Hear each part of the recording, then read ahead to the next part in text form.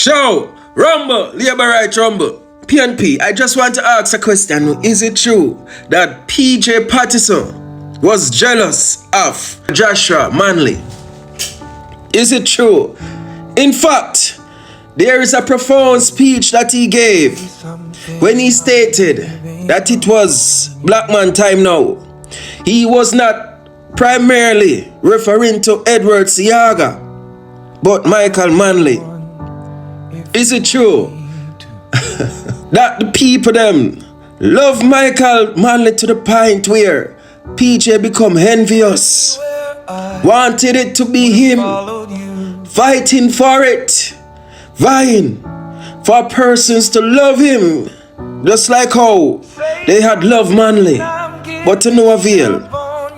I had my assumption, I had my suspicion, and after all, I mean, when they talk about great leader in the PNP, they talk about Michael Manley, they talk about Portia Simpson Miller, they talk about Norman Manley and PJ.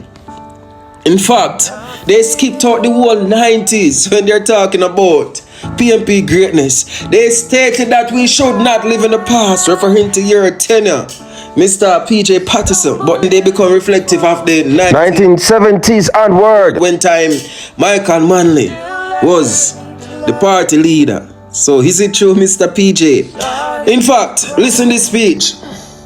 And listen this speech of George from Nationwide, and trust me, he really did. He really cooked PJ with truth and facts. And after you listen this, do not leave. We're just gonna laugh. We're gonna laugh after PJ. Like literally, laugh after him to scar until your water run out of your eye. Don't leave. Just watch it and make we get back to it. I'll tell you what Mr. Percival's work really is. Before that, he said something in 2003 that I think is at the heart of the problem Mr. Percival is facing at this time. And as I listened to him some weeks ago talking about the country on his watch and how good it was and the backlash that he received, sufficient for them to organize another function for him to set the record straight, I said to myself, you are right in believing what you believed about the problem Mr. Percival has. And here's the problem. 2003, September, the PNP's 65th annual conference. Mr. Percival made a speech, parts of it which will go down in the history of the politics in this country. And in that speech was transmitted the real problem Mr. Percival had then and still has now. Here's what he said. Every leader has a different style, and my style is this style, he told conference in 2003. I am a humble man, and I will always be to my dying day. Blood runs through my veins like everybody else's, but I know that I have never got the respect where respect is due for the things that I have done. He said, I have built more highways than anybody else. I have done more to reduce poverty than everybody else. More people have running water. More people stop use kerosene. More people have electricity. More people have telephone. And more men have gal than at any time else, said our Prime Minister in 2003. So part of his legacy as he wound down his premiership was that under his leadership, more men in Jamaica have gal. Yeah? That didn't go down well at the time. It is funny now rather than being crass. But that was Mr. Percival speaking. It wasn't the gal aspect. Well, we were caught up in that at the time. I remember the country was. But the more significant point Mr. Percival was making was that he didn't feel as if he had the respect he certainly thinks he deserves. And that's the problem. Mr. Percival has long been jealous of the adoration and adulation that the comrades give to Joshua. The love of Michael Manley and for Michael Manley and justified Michael Manley is one of the great Jamaicans. Yes, I never said perfect. Great Jamaicans, there is no doubt about that. Percival James Patterson wants to be like that. In fact, if you listen to the PNP bigwigs speak, and especially during campaign time when they're doing their set piece presentations, it's almost obligatory to have a quote or three from Joshua in your speech. It's not complete without it. Nobody quotes PJ Patterson.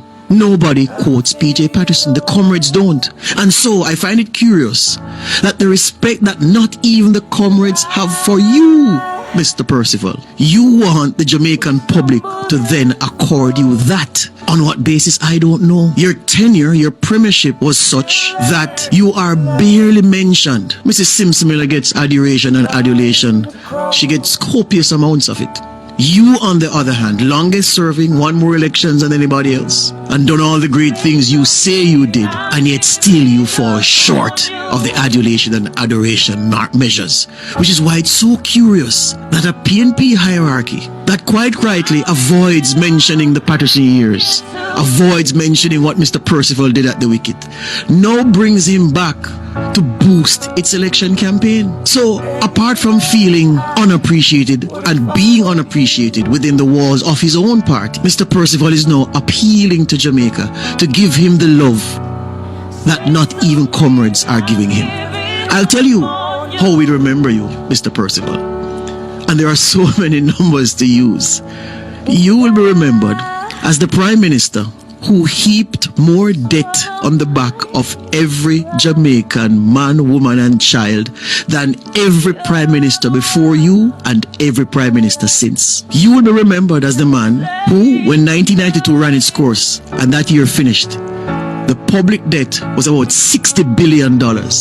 By November 2005, 4 months before you left office, Mr. Percival, that 60 billion debt that you left us, that we started with in 1992, had swollen to 830 billion by November 2005.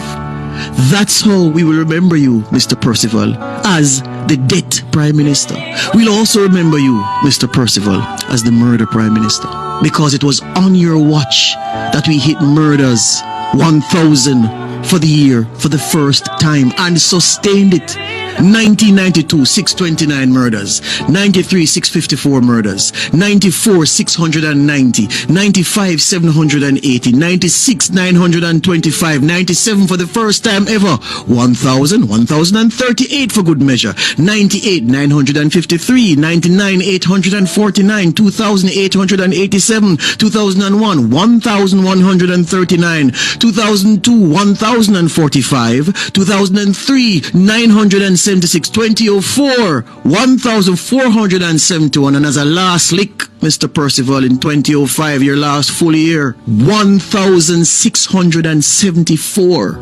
So in the time you were at the wicket, Mr. Percival, 13,710 Jamaicans murdered in their own country. Private security exploded because everybody are grilled up, try keep possession and limbs and lives safe. On your watch, the record will show more Jamaicans lost their lives to the gun and to murder on your watch than everybody else. That's how we will remember you.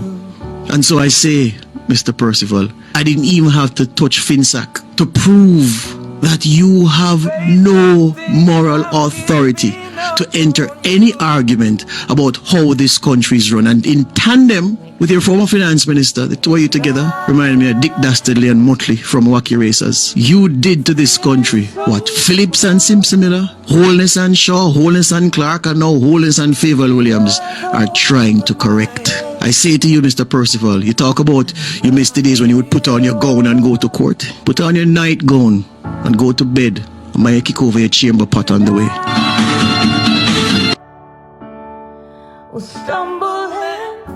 Oh God. And second thought, we did some make a laugh after PJ, but sad. I really feel sorry for PJ. Like literally, like this right here. This is the gospel.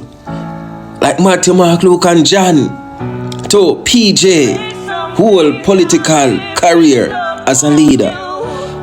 I feel sorry for him. It's like me I listen to this what Mr. Jahad in this song come to my head. Like it is saying, what do I have to do to make you love me? In Jamaican people, do I have to get water from the moon to make you love me? To make you love me. Oh gosh, me really feel sorry for PJ. End of the day, I have a say, once truth is being dispersed, I am cool with that. And this is nothing but the unadulterated truth. Facts. But the thing is, PJ, just You should have never come back. You should have never come back. People was quiet in relation to your political career as a leader. You know, we were literally trying to fend it off as a bad memory, but you come and arc up the sore, and then the whole of social media come down for your papa. What can we do? But this is so true. Anyway, guys, like, comment, let me know what you feel about this. It's really sad. Show, and remember to subscribe. Remember to subscribe, because with the I do the work, you know, people, I bring out certain things, so, you know, people can see the truth. Things come to light. One love. Show a labor right. This I mean, third term.